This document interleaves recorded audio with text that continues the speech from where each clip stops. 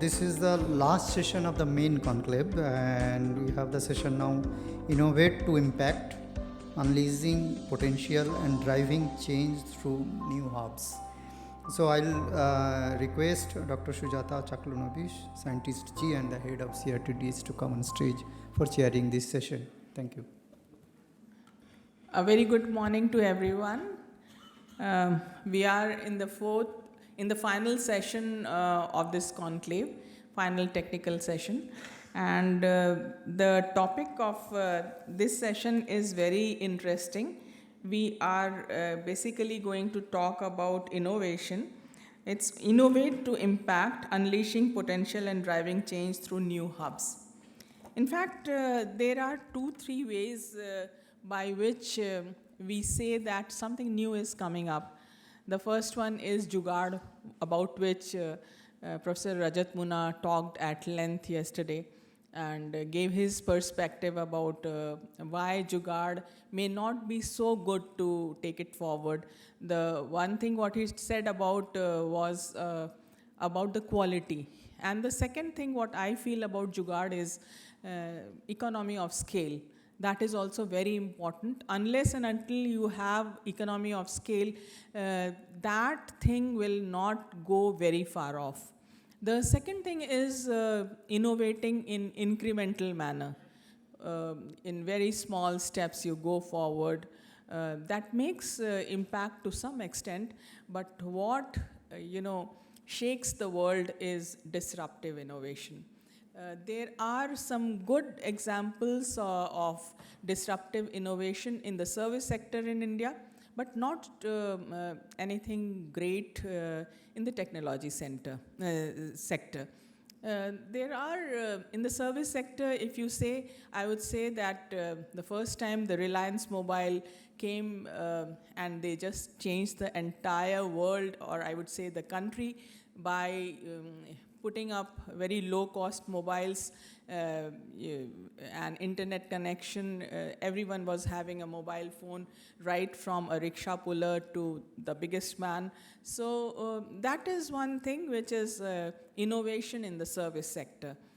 When we talk about technology, it is all very, very important that we try to innovate not only in incremental manner, but also in disruptive manner, so that something new, something very remarkable comes in the market.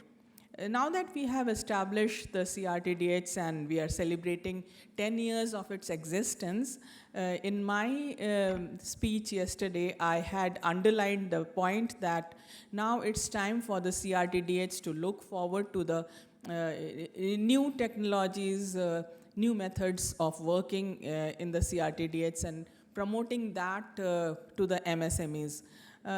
Industry 4.0 is a buzzword, but there are many publications from big consulting firms who have made reports or prepared reports about the readiness level of countries. So probably we are still not up to that level that the MSMEs absorb the 9 verticals or the 9 pillars of Industry 4.0. A couple of them may be absorbed by them, but that too not too in a big way.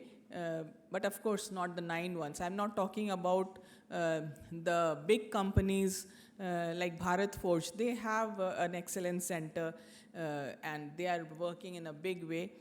Baba Kalyani is very much into promoting this. Then Tech Mahindra is one which is having, which is undertaking these technologies of Industry 4.0 in a big way, but not the MSMEs. I don't find, many MSMEs who are coming forward to absorb these technologies. So having this session in this conclave is really important, and we have with us a very distinguished person today who would deliver the keynote address, and thank you, Dr. Shri Hiranmay Mahanta, who is the CEO of iHub Ahmedabad. Thank you very much for accepting our invitation. He's a very renowned personality, and Mr. Hiranmay Mahanta is the CEO of the Gujarat Student Startup and Innovation Hub. iHub is a catalyst in creating a more robust startup ecosystem across the state with its cohesive approach to inculcating entrepreneurial spirit in the youth across 104 universities. As the CEO, he plays a vital role in driving the vision and strategic initiatives of the organization. He oversees the organization's operations, identifies and nurtures innovative startups, forges partnerships with industry leaders, and promotes Gujarat as a vibrant hub for technology and entrepreneurship. His strategic guidance and efforts are instrumental in positioning iHub Gujarat as a key player in India's startup ecosystem. Through his leadership, iHub Gujarat continues to contribute to the development of a vibrant and inclusive innovation ecosystem in Gujarat, attracting talent, investment, and fostering a culture of entrepreneurship. His passion lies in fostering inclusive innovation ecosystem, engaging youth, academia, industry, and other stakeholders to build sustainable, innovation-driven enterprises. He is contributing his expertise and energy to enhance and scale up the startup and innovation ecosystem across Gujarat and beyond. He has been a key resource in developing various sectoral and regional innovation ecosystem development involving multiple stakeholders. He has contributed for over a decade to GTU Innovation Council as a founding director of the organization. He actively contributed to developing the National Innovation and Startup Policy through the Ministry of Education, Government of India. He is involved in the AICTE's Startup Policy Implementation Committee and contributes to making national strategies to take the innovation and student startup movement across 10,000 plus colleges affiliated with AICTE across all states. He is also a member of Global Shaper Community, an initiative of the World Economic Forum. So we are honored to have you, Mr. Mahanta, with us. We look forward to your speech. Thank you. Please come. Thank you, ma'am, for this wonderful introduction. How much time I have? 10 minutes. Wonderful. Thank you. Thank you, Dr. Chinmay. Thank you, DSIR and the entire team for getting us here on behalf of Government of Gujarat. So I welcome you on behalf of the state government and congratulate DSIR for this wonderful program today here. And the theme of the session in which we are talking today about impact creation through innovation, it's so close to us. Let me tell you, there are two important facets we need to take care. One is there are a lot of policies, there are a lot of institutions, there are a lot of support systems who try to promote excellence. And there are a lot of other programs, other initiatives, other systems who try to promote relevance. And one of the very great challenge for policymakers like us is to how do we bring in excellence and relevance together. And I think that's the beginning point for how much we can make sure that our R&D and innovation reaches to the impact level. And why I say so, because we run a very open program in the Government of Gujarat, in which every year we write to the secretaries of our 17 departments, and we get 10 problem statements from them, which we call as the combination of excellence and relevance together. And then what we do, we have 7,500 odd startups in the state of Gujarat. Of course, as many of you know, we have been the best performing state in the country by DPIIT in past 3 years. So what we do is we bring in these problem areas and try to see that can our best brains work on them. And this has been the practice since last 4-5 years. And one very important thing that we learned is more often than not, when the problem solvers see there is an impact visibility of the innovation happening, they give an extra effort to solve the problem. So I think this approach of making sure that the innovator who is solving the problem, if he sees the value getting disseminated on the ground, making some impact, That's really makes a lot of sense.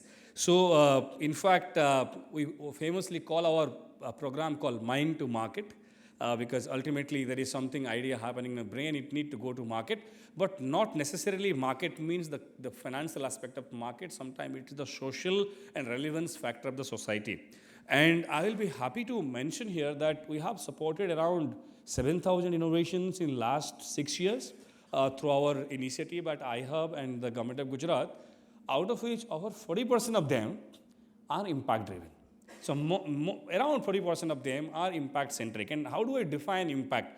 So impact could be three things, right? The first thing could be, it could be impact also. The second thing could be impact only. The third thing could be impact first, right? So let me again paraphrase it. Impact also, impact only, and impact first. And I see that most of our innovators and startups who are working with us, they fall in the category of impact first. And that's a very, very new model India is giving to the world, that most of these people are looking for value for many rather than value for money.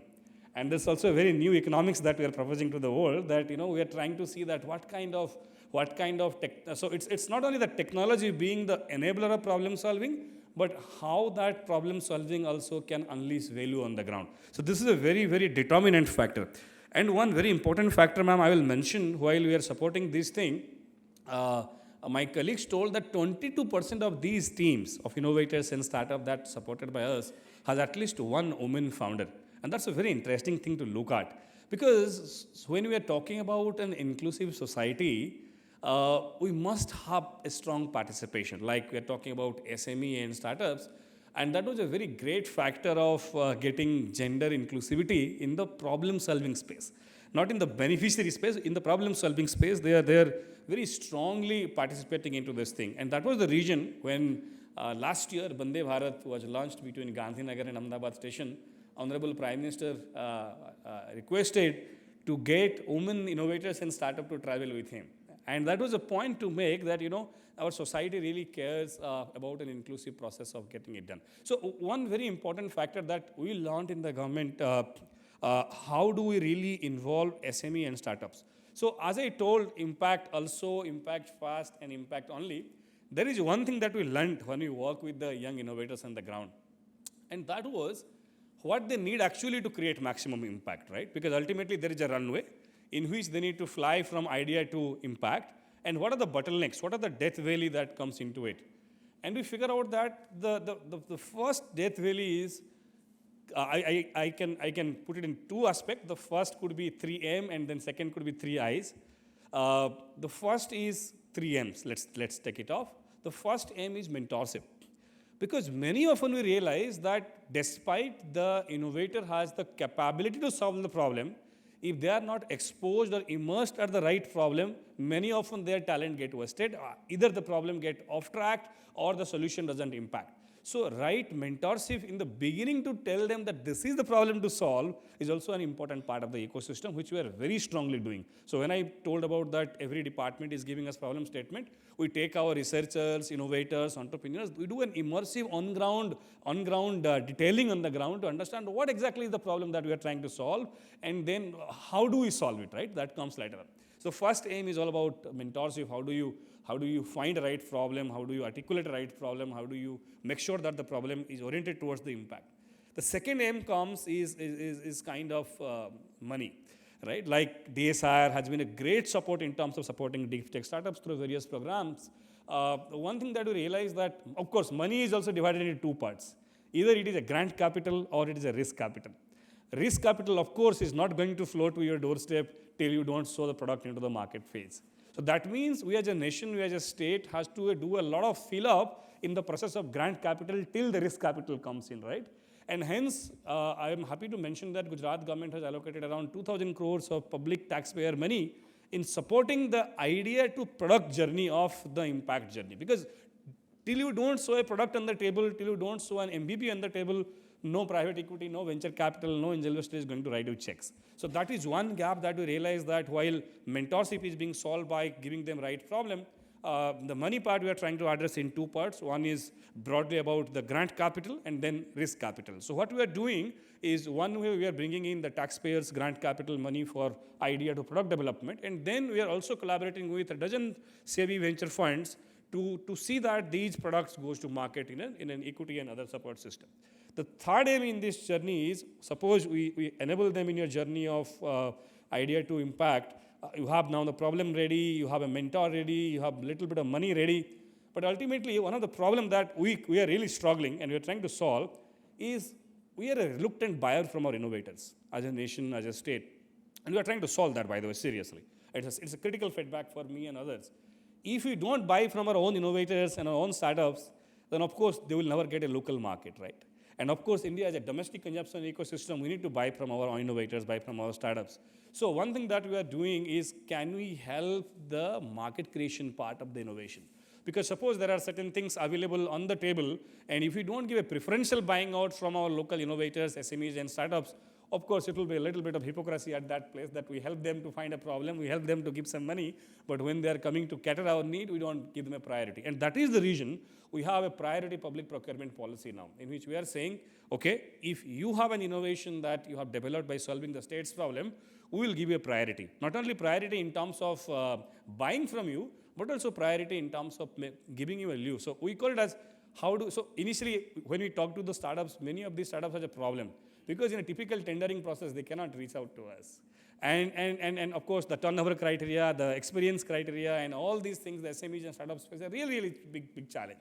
So the problem statement that we thought in the system would be, how do we move from the method of L1 to a method of I1? So L1 is lowest price, I1 is highest innovation. So if you draw a curve between price and innovation, this is something that contrasting to our public procurement strategy, right? So we give a preference to, okay, you are catering to your specifications, needs, you give a lower price, we buy from you. But there is no factor of I1 into it. So this is a problem that we are trying to solve when I talk about the third aim, the market. So the mentorship, the money, and the market that we are trying to solve in one side in the journey of idea to impact. The second thing that we talked about is, how do we do this? Because these are frameworks, these are processes. So here we need about 3 I's. The first I is, of course, incentives. Because incentive not only for the innovator, incentive for even the ecosystem which promote innovations. For example, IIT is doing a lot of work. And if we don't create incentive for platforms, the platforms will lose motivation at some point of time. So we designed that, can we create an incentive structure for every stakeholder in the ecosystem so that the process of idea to impact doesn't get hindered. So that therein we are giving financial incentive, citation incentives, a lot many more. Just to give an example of how citation incentive works, we introduced something called startup gold medals in all our universities, ma'am, in the state. We have 109 universities. We have introduced something called startup gold medals. So what does it mean? Is, suppose there is a boy from IIT chemical department, is graduating with a top score, you give him a medal, right? Bronze, gold, all these medals that you give. What we have decided in the state, and this is being operational, if you are an innovator and you are creating jobs, you are creating direct jobs, you are creating revenues and solving India's problem, despite your score, there is a benchmark. We also give medals on the convocation ceremony in all universities. So that means the incentives might be financial, incentive might be non-financial, it might be citation. And this creates a very parallel ecosystem that innovator matters, right? So I remember last year, while a 10-pointer was getting a gold medal, also a 6.5-pointer was getting a gold medal because he created a 2 crore company in Gujarat Technical University and 30 jobs before he getting graduated, right? So we are creating a different league of incentive system altogether. So that's the first I part. The second I is, of course, incentive will work, but then you need infrastructure. If you don't have these facilities, incentives will go vapor, right? So we need to create a lot of innovation centers, incubators, accelerators, early stage funds. All these things need to be put in place. So what we decided is, by now, 51 universities in the state have set up their incubation centers with support from the state government. Now we intend to make these institutional support systems across all universities. So we have 109 universities, around 16 are public, rest are sectoral.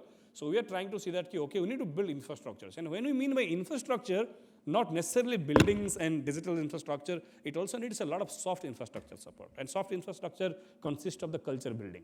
Because sometime in society, if your neighbor doesn't appreciate that you are being an innovator to impact, that hinders you much more than what you have in the lab or not, right? So the perception factor of the social infrastructure is very important that we are doing in, and hence our Honorable CM invites even parents of the innovators and startups to his residence in a program called At Home, in which we appreciate them to allow their kids to be risk taker and innovators so that they can make impact in life. So that's the institutional factor. The third infrastructure factor. The third one, which I come to the last, is the institutions. So incentives, infrastructures, and institutions. Because many often in public system, doing good once is okay. But doing good daily and doing good often is necessary, right? And that cannot happen without policies. That cannot happen without institutional framework. And to enable all these things, enable these mind, market, and mentorship, enable these institution, infrastructure, and institutions, platforms like iHub came in pictures.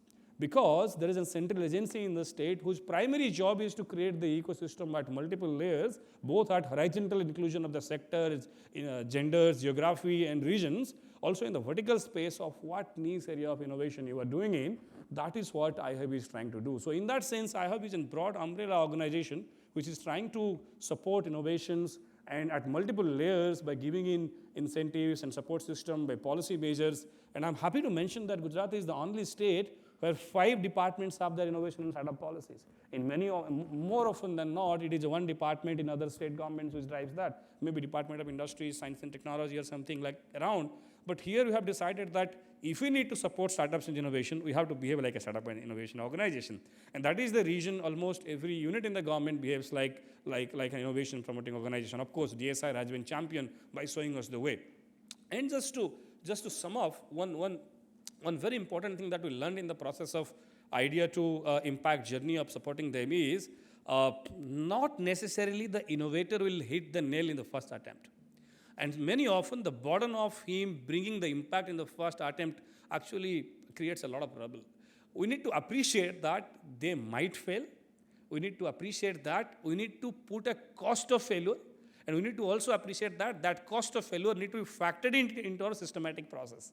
So if I talk about the 500 startups that we supported at iHub, most of them become a successful company in the second and third attempt. Being the first attempt success and impact, there might be 10% or 15%. So looking at this data, and probably this is the national average also, if we know that they are going to create the maximum impact in second and third attempt, somebody should factor in their first attempt failure also. And this is called fund of failures, or fund to fail, fund to learn. And this is the reason Gujarat government in a student startup innovation policy has allocated 500 crore of money for tinkering, ideation, experimentation, because then only you learn how to innovate, right?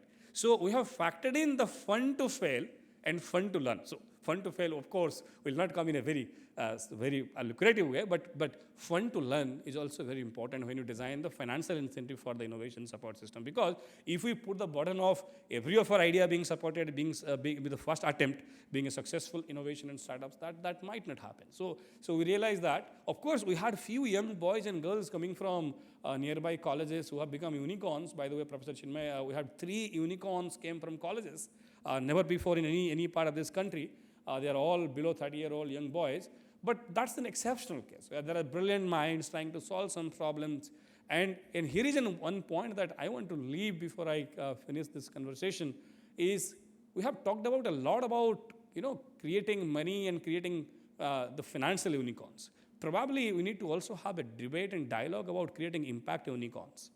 Because we as a nation has been giving a more priority on solving India's problem, creating value. By now, most of the unicorns, I mean, of course, I will not say generalize it, but many of the unicorns have followed a Western business model and trying to fit it into India's market need, India's problem needs. But having said that, we have ample amount of problem which we can solve and create value, which the whole world can look into. So rather than West to East movement of innovation pedagogy, can we have an East to West movement of innovation pedagogy? And globally, it can be possible. But that needs a lot of synthetic integration of how can we inspire our best brain solving India's worst problems. And we have ample amount of worst problems to solve. And the scale of the problems are so humongous that if you have a problem solution fit in Indian context, you will hit that level of scale. But this narrative need to be talked about. This narrative need to be fit into the policy incentive structures also. And I'm sure with support of DSIR and all other ecosystem players, enabling organization. We are going to see a great journey happening. We have 100,000 startups by now in India. In last 8 years, this will become 1 million in next 5 years. Look at the more scale growth. And by that time, we'll have around more than 100, that will be around $1,000 billion privately held company. But one critical thing would be how many of them are oriented towards unique India's problem, how many of them are involving deep technology to solve India's problem, and how many of them are creating a model here which is being looked outside to scale up. That will also be a matrix to look at that what we gave in the startup movement. Of course, we are the third largest startup economy in the world. We will become second in next 5 years. But not only in numbers and numeric aspect of being second, but can you also be numero one in terms of giving new models of innovation and entrepreneurship? I think that's going to be a great thing. Thank you so much for giving an opportunity today.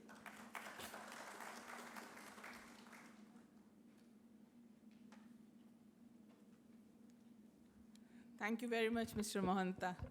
Such a beautiful address.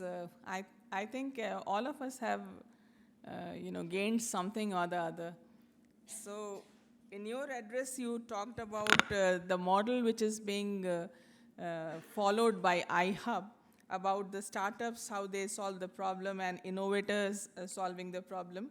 You talked about the mind-to-market model, which I would say is the phrase which was coined by Dr. R.A. Mashelkar, who is the former secretary and former DG of CSIR, former secretary DSIR, and former DG CSIR.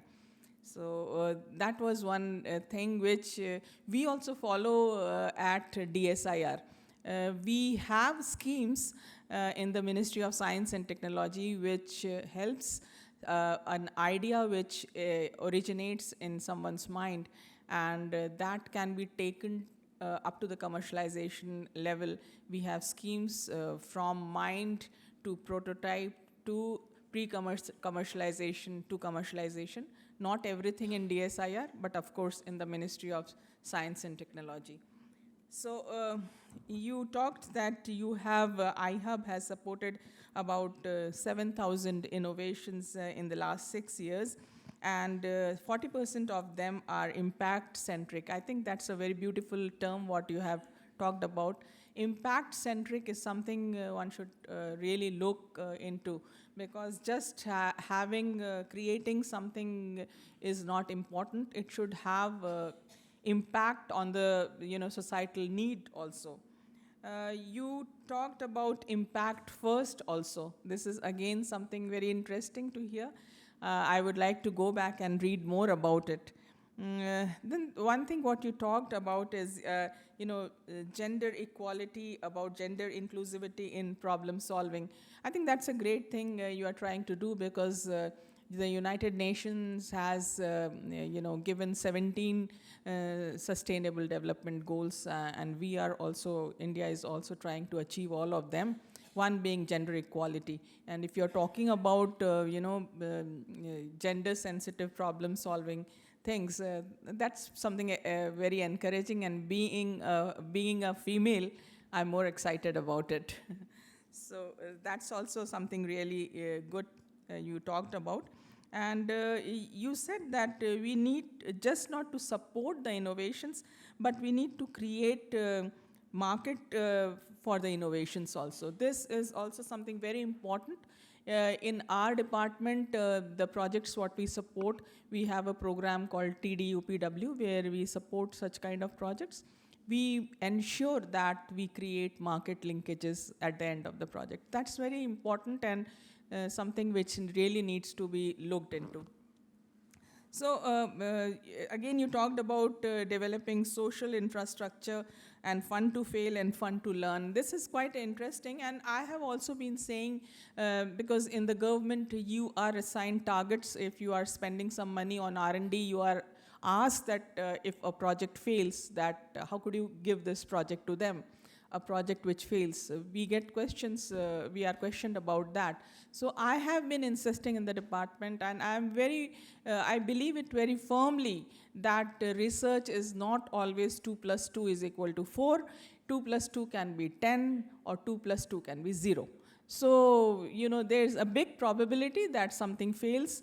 I always say we need to celebrate our achievements, but we need to learn more from our failures. So thank you very much, Mr. Mahanta, for this wonderful address.